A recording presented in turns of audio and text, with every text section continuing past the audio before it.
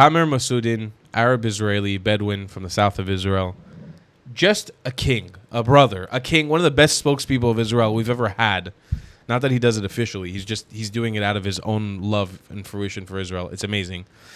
Is going to tell us all about what it's like to be an actual Arab Israeli. I'm Tal the Traveling Clat, your favorite white colonizing Zionist prince, just like Tamer, by the way, who was a white colonizer. You're about to hear from him. Let's check out this clip. I'm an Arab Zionist here at Harvard. He's a white colonizer. Ask me anything. It's bullshit. He's lying to you. He's a white colonizer. Sorry. I'm an Arab Zionist here at Harvard. Ask me anything. How you arrived at the position where you are now? I was born in Israel. I'm Israeli Bedouin. I lived in Israel for 28 years. The fact that I'm living in a thriving democracy inside the region in the Middle East. For example, Israel, 20% of us are Arabs, 90% of those are Muslims, all living together. When you say I'm a Zionist, what exactly do you mean by that? And a Zionist is someone who believes that Israel has the right to exist and Jews have the right for self-determination in their ancestral homeland. Were you born in Israel? I was born in Israel. I see. Yeah, this is actually my first time living abroad. And I'm Arab because I was raised Arab and I lived in an Arab community all my life in Israel. First, I didn't know that Israel has black people. And second, I didn't know that Israel has Arab people. So it's like it's a completely new thing. Do you feel like most people are like pro-Hamas? Why would you support a terrorist organization that is okay with beheading people inside their own organizations for being gay? Something like that. You know what I mean? I don't support It doesn't make Hamas. sense. I saw a statement made by Mahmoud Abbas, the head of the PLO, the Palestinian Authority, who came out and said, we want Hamas to release the hostages so that we can end this war. Do you think Israelis were happy that October 7th happened and many of us were killed and kidnapped? Obviously not. I don't think Israelis were happy. I do think that the government looked at October the 7th and saw it as an opportunity to do the things that they're doing now. Right, I can say from my own perspective, I don't think that is the case. In February, there were talks from the Likud party itself. Get ready, we want to see how we can work with the current Hamas regime inside of Gaza. Then October 7th happened. Then it's basically a shitstorm. Their main objective is to get the hostages back.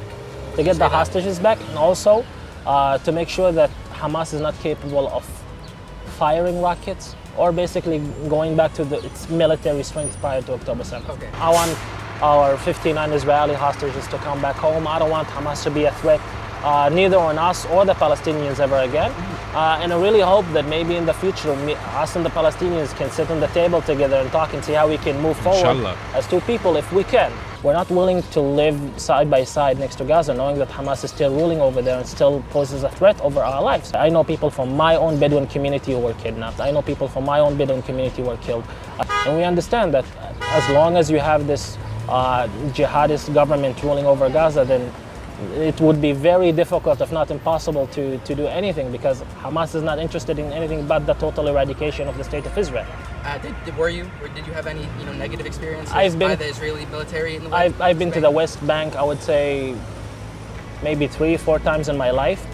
And when I went to the West Bank, I also got inspected by the Israeli security borders. Right, you got searched? I got searched as well, yeah. They do check, obviously, they do check. Yeah, and also I understand why they check, because I've seen videos of journalists who you see them getting kissed by Yahya Sinwar, and 2 months later you see them inside the fields of in the south of Israel committing atrocities. And this is why, in my opinion, it makes this entire war extremely, extremely difficult. Insurgency or the terrorist organization is using public infrastructure and schools and hospitals to operate from them. What you gonna do? Yeah, I mean, it's definitely a hard thing to do. I learned in school that something about the 1948 war, and I learned that, that they left their homes because their leaders asked them to. I wanted to know if that's true. My grandfather fought in the War of Independence, and he, from his perspective at the time when he decided to join the Israeli side, it's because he really liked the idea of having a democracy. What happened is that when a war broke out, 5 Arab armies, 5 Arab countries decided, basically when Israel declared independence, to declare war on Israel. Because they were not willing to have a Jewish state, basically. The Arab leadership also told the Arabs who used to live in the land of Israel, and most of them still live in the land of Israel, to get out of the country until the war is finished so that they can come back.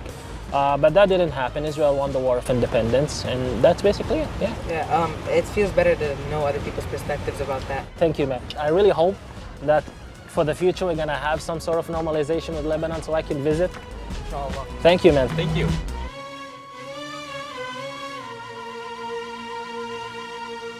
Can I ask a genuine question? Can I ask a genuine question for the room? Why in the fuck is Tamer not the spokesperson of Israel? Like, for real. Why is this man not on every single stage? Why is he not on every stage? Why is he not on Piers Morgan? Why? What's the reason? Like, if I'm looking at it objectively, he's literally the best winning combination for us as a spokesperson. Better than any Mizrahi Jew can handle. He's literally an Afro-Bedouin, Israeli Arab, Muslim, living in America. There's no excuse. You have to fly my ass out to America if you want me to speak. He's already there. You guys know how frustrated I am with the representation of Jewish people and Israel in general, how we're representing ourselves. Why do we not push Tamer to the front of everything? He's amazing. I love this man deeply, and he knows. We collab on Instagram posts sometimes. He knows I love him. I'm such a fan. I really am such a fan of his work. I've been such a fan of him for like the last year and a half I've known of him. And I just, every time I see him create content and he adds his level of nuance, you know, that the community that he comes from, I've actually done some work with them in the past. They're known as the Afro-Bedouin community. I believe that their lineage stems back from West Africa. And they had migrated to Israel, to the land of Israel, at some point during the Arab conquest. And then they became Arabized, and now they live as Arab citizens, Afro-Bedouin Arab citizens. And Tamer talks about this with the internal racism between Arab society, which is wrong. It's a terrible thing. But shedding a light on it is so important to add that level of nuance. Like last night I was in the West Bank, in Judea and Samaria, in some settlements, and I was talking to settlers, which I hate that term, but I was talking to Jewish people who live in the West Bank, in Judea, about this idea of internal Arab hatred and how much Palestinians reserve hatred for one another, even just in the land. And like that's something that Tamer can speak about so fluently because he knows it and he lived it. And maybe he doesn't process it as hatred. I don't want to speak for him, but he understands the nuance between this internal dynamic of racism that exists in Arab circles, of how much racism is. If you think they have a problem with us, first look at how they deal with each other. Look at how the Arabs in this land deal with each other, first and foremost. I lived in Jaffa, Tel Aviv, for like 3-4 months last summer. Every night in the middle of the night, I'd hear gun battles, not between Jews and Arabs, not between Muslims and Jews, between Arab Christians and Arab Muslims. Every night without fail. Boom, boom, boom, boom, boom. Because there's so much internal hatred. And his community, the Afro-Bedouin community, they are such an incredible community. They have sheikhs and imams. Again, you can look at my channel. I've done some work with them in the past. It was very incredible to learn from them. They're a very non-political. They don't want to get involved. They're not looking to stir the pot. They want to live in their peace because they have this sort of internal oppression thing that they deal with, both from the Israeli side, which is not great.